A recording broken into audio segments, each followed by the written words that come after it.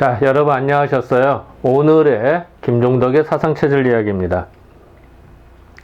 100년 전에 2월 16일 날 전남에서 대책회의, 뭘 대책했을까요? 스페인 독감이 유행을 하니까 어떻게 우리가 할 것이냐, 그래서 이제 도청 차원에서 대책회의를 엽니다. 네, 그런 이야기를 잠깐 토막 뉴스로 알려드리겠습니다. 경과를 보면 1920년 들어와서는 이제 계속 서울은 경성은 좀 줄어드는데 지방으로 계속 번집니다. 네, 그런 이제 기사들이 계속 나오고요. 이제 그런 와중에서 이제 전라도 쪽, 그러니까 전남이 이렇게 창궐이 되더라 이런 말이 나옵니다. 그러니까 이제 전남에서 나름대로 대책회의를 연다. 이런 이제 기사가 나오는 거예요. 그러니까 어떻게 보면은 미리 했어야 되는데 이제 뒷북치는 거죠. 어떻게 보면은 이미 번진 상황에서 근데 이 당시 상황에서는 이제 어쩔 수 없었다라는 생각 들기도 하고요. 한편으로는 전시행정 아닌가라는 생각 들기도 하고. 근데 뭐 정확하게 모릅니다. 어쨌든 중요한 거는 나름대로는 도청 차원, 그러니까 도 차원에서는 대책을 했다. 요건 이제 분명한 팩트니까요. 그러니까 그런 사실을 좀 보도록 하겠습니다. 신문 기사를 보면요. 전남, 이제 지금의 전라남도입니다. 전남에서 악성 감기가 창궐된다. 점점 이제 번진다 이런 얘기죠. 번지니까 어떻게 해야 돼? 그래서 대책을 해야 된다. 뭐 이런 말이 나오는 거죠. 환자가 7,000명의 환자가 들었대요. 그리고 사망자가 여러 명인데 몇 명인지 모르는 거예요. 그러니까 어쨌든 이런 기사가 나와서 요러니까 내용상으로 대책회를 열자. 뭐 이런 얘기가 나옵니다. 뭐 이제 타이틀을, 신문을 이렇게 되는, 제가 이제 타이틀을 그렇게 잡았습니다.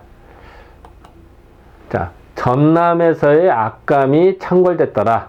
환자가 7,000명이고 사망자가 다수인데 정확하게 100명인지 몇 명인지는 모릅니다.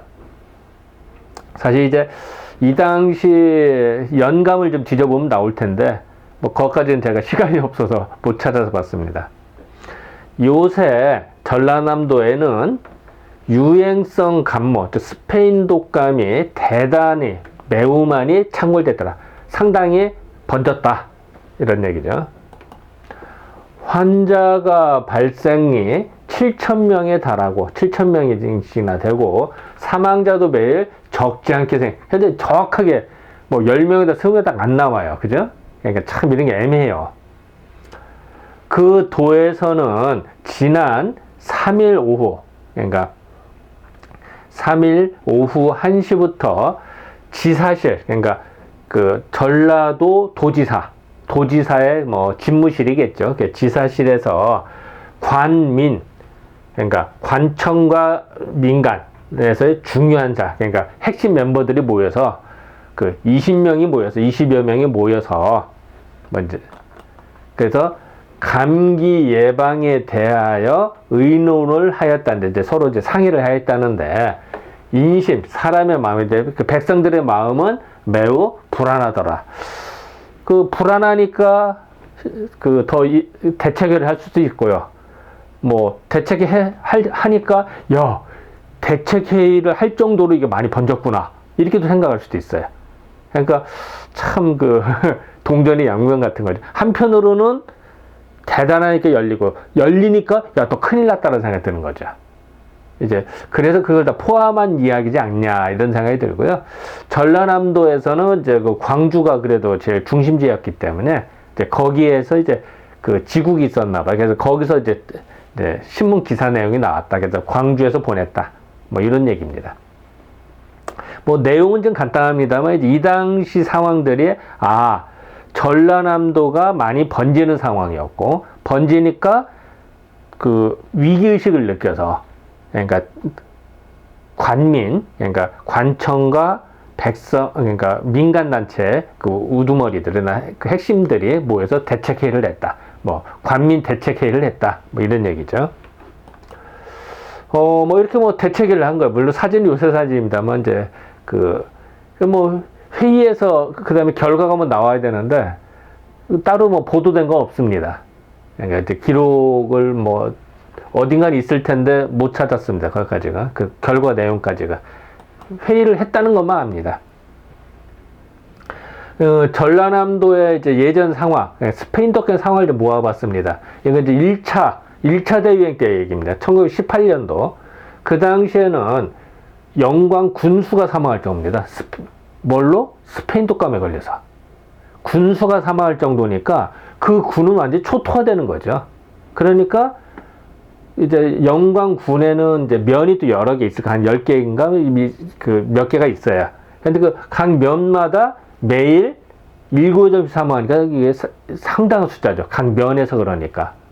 그리고 영암군, 그 바로 옆 동네인데요. 거기도 11월 한 달 동안 700명이나 사망하고, 강진군에서는 뭐 반수 이상이 환자가 되다. 6만 명인데 총 인원이 그 중에서 근 4만 7천 명이나 걸렸다. 그럼 뭐 거의 다 걸렸다고 봐야 될 겁니다.